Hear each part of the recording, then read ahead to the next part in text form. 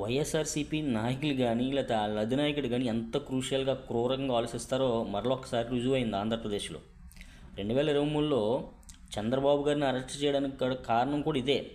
కేవలం ఏంటంటే జగన్మోహన్ రెడ్డి జైల్లో ఉన్నారు, ఆయన మీద కూడా బురద చల్లితే, చంద్రబాబు గారి మీద కూడా బురద చల్లితే ప్రజల్లో ఒక ఆలోచన వస్తుంది అని వేసిన స్కెచ్, ఒక ప్రూఫ్ లేకుండా స్కెచ్ చేసి చంద్రబాబు గారిని అరెస్ట్ చేశారు.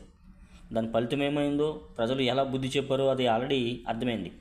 ఇప్పుడు వీళ్ళకేంటంటే జగన్మోహన్ రెడ్డి కేవలం అధికారం మాత్రమే కావాలి.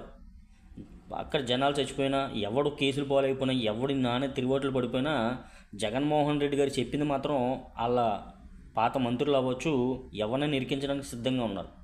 ఇదే తరహాలో ఇప్పుడు జోగి రమేష్ గారు డబ్బు కక్కుర్తి పెట్టి, ఆశ పెట్టి, ఇలా కల్తీ మద్యమును తయారు చేయించి జనాల ప్రాణాలతో ఆడుకోవడం, దీనికి కూటమి ప్రభుత్వం పైన నిందేయడం అనేది వీళ్ళ విధి విధానాలు ఏంటో, వీళ్ళ వ్యక్తిత్వాలు ఏంటో, వీళ్ళ క్రూయాలిటీ మెంటాలిటీ ఏంటో అసలు ఆంధ్రప్రదేశ్ ప్రజలు ఇంకా ఎక్కడో ఇక్కడో కొంతమంది వీళ్ళని ఎలా భరిస్తున్నారో, ఎలా సహిస్తున్నారో వీళ్ళని నిజంగా తెలుసుకోవాలి.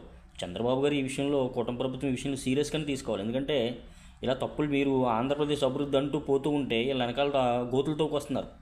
జనాలు చంపేసే ఉద్దేశం ఉన్నారు, జనాలను చంపేసి మరలా జగన్మోహన్ రెడ్డి గారిని తీసుకొచ్చి ఎక్కడి దగ్గర కూర్చోబెట్టే ఆలోచనలో మాత్రం వీళ్ళు ఉన్నారు. మీరు గ్రహించాలి.